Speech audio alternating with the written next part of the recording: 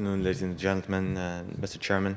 I'll be speaking to you today about civilian trauma. This is a project that I performed as part of my MSc with the Royal College of Surgeons of Edinburgh, and Mr. Rajesh Shah kindly agreed to be my supervisor during this project, which is still ongoing, but I'll present to you my preliminary data.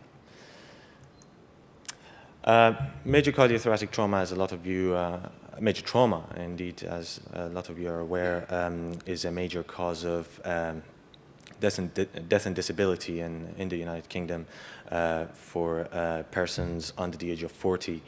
And also, it has a significant burden in terms of cost for the National Health Service. From our review of literature, recent studies, UK-based studies as well as, well, mainly UK-based studies state that recent UK-based studies with a large population group has showed that thoracic trauma in particular has had very poor outcome in the United Kingdom in terms of management of patients. And this has largely been attributed to lack of recognition of injuries and lack of experience, our lack of experience in this area. On the right, you can see, on the left-hand side, you can see the distribution of trauma centers according to the recent publication in the NHS. Our aims were to determine the outcome in major cardiothoracic trauma and comparison of outcome between trauma centers versus non-trauma centers. We obtained our data from Trauma Audit and Research Network, which is based at Salford Royal Hospital in Manchester.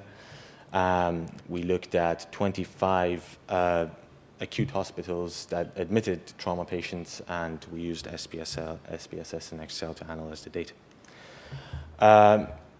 This is some descriptive data there that you can see. Over 28,000 patients were admitted to acute hospitals with trauma, full stop.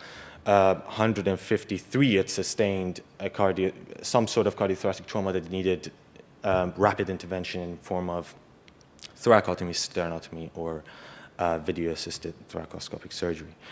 Out of which 52% were penetrating, 48% blunt, and we had an overall mortality of 33.8%.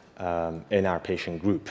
A significant proportion had sustained major head injury with a very high mortality rate and injury severity score.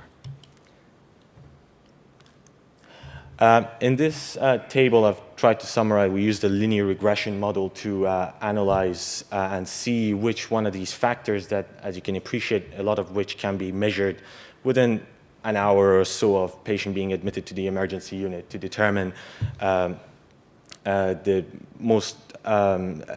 factors that are highly associated with mortality, and we found that, as you can see there, the ISS and the Glasgow Coma Scale, in other words, high ISS and low Glasgow Coma Scale are associated highly with mortality there.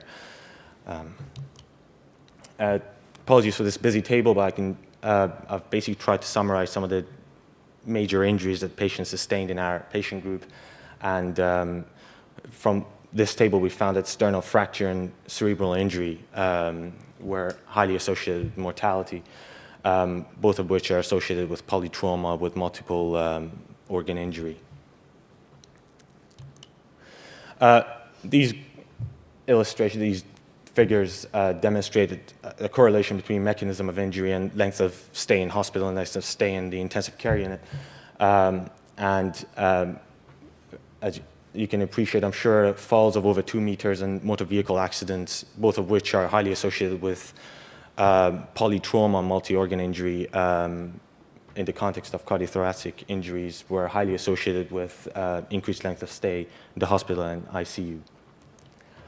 And as one would expect, we found that high ISS had a direct correlation, a linear correlation with mortality in our patient group, and severe head injury with length of stay. As one would expect, patients had a higher prolonged stay in ICU with intubation, ventilation, and then subsequently with rehab, patient ended up staying in the hospital and the intensive care unit for more prolonged periods of time.